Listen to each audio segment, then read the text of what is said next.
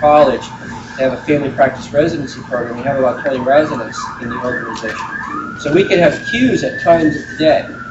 And what the number of devices that we have, it really takes that queue process out. It also positions us so that when we move forward, which we hope to do in the future with physician order entry, which is another piece of the medication error pie, we've already set the stage for plenty of access and taken that out as an issue for the medical staff. Does that answer your question? Charting flexibility and network redundancy. One of the things we found is that one of the greatest advantages of this is when your network is down, your wireless system isn't down. So if you're doing work, if you're doing upgrades on your network, if you're taking anything out other than the basic CPU that this works on, you have essentially a redundant network in place, and it's saved us a lot. I mean, it's really been a helpful thing for us when we've been able to say you can still chart. You can't chart at the nursing station itself, you can still chart at the bedside. And the stress reduction I only bring in because I've had personal comments come back to me from RNs that, along these lines, that when I used to have these pieces of paper in my pocket, I at times would go home at night and I would wake up and say, oh my God, did I chart that or didn't I? I can't remember if I did or I didn't. And I've had a number of friends tell me that with the process in place at the bedside, it takes that away. They know they've charted it, but then they go home, they don't have to have, they're doing it as they go. And it takes some stress out of your nursing staff in that respect. All right, so what can go wrong? Actually quite a bit. So if you're going to do this, you got to think about it. And I think Tom mentioned some of the issues. We'll only go through a few of them. It's really shared technology. It's not a dedicated technology. So all of those different units, if they're all in place at one time, in theory, you can have enough traffic to cause collisions. So that's another issue you have to think about. You need to be able to manage that. We've limited it to IP applications. We don't support any of the IPX traffic. We don't do any of the Microsoft Office tools or anything else on the unit. Only IP, and IP is essentially just this application. We've started to toy with putting our internal intranet on the unit so people have access to that, but we've gone slowly with that. We really wanted it to be dedicated to this particular application and not have the use of this application be diluted by other kinds of issues. Just a question on the equipment then. I think you said you were using 233s, but you don't really have to have hard drives. You don't have to have CD-ROMs. You don't have to have any of those other guys. No, I'm going to talk about that actually. I'm going to make that. That's a good point, and I'm going to reinforce that in a second. Another issue is you really have to be sure that you've done your site survey accurately. So you want to. We've brought in the Proxim, and we work with HBOC and their network technicians to do the site survey. We've sort of written into the contract something to issues to ensure that we're going to get the performance that we want. But it can be an issue because you can have lead walls, you can have other kinds of frequency interference, and so you really want to be sure you're using somebody you can trust that's going to do this analysis appropriately for you. We did have one case, interestingly enough, early on where the frequency that this was using was being used by a security device in our nursery area that was monitoring the baby movement or abduction program, and we were having conflicts in that area. It doesn't happen all the time, but when the two came into contact with each other, so we had to go back and actually get the security company to change their frequency, which is only a slight change, but it was an issue for a while. So something you have to think about. Another real problem that we've had with the portable technology is battery life. That seems like you don't think about that, but when the unit goes dead, it gets very frustrating for people.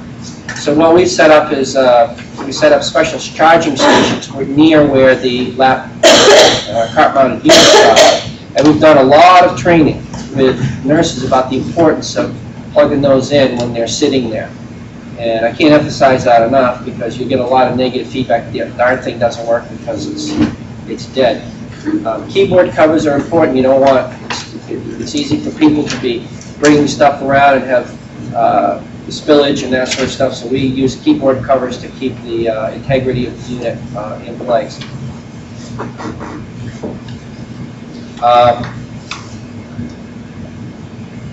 The mice go all the time.